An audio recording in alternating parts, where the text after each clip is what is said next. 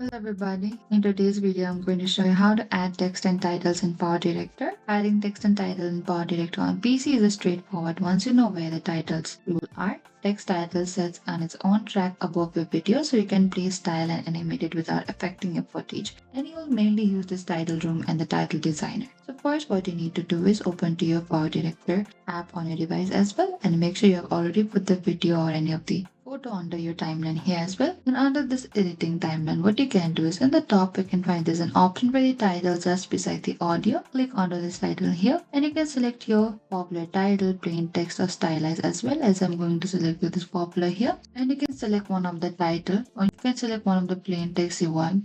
You can simply double click on it and you can put under this timeline here as well. What you can do is you can simply double click onto this editing timeline here as well.